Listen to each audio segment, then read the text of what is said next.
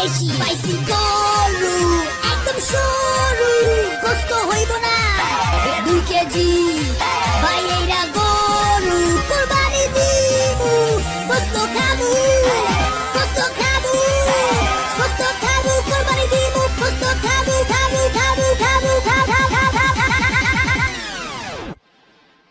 কসাই কোথায় পায়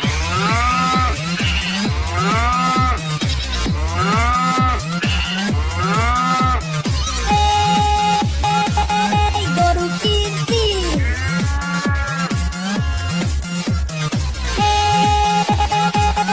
গরু কিনছি কোরবানি স্টাইল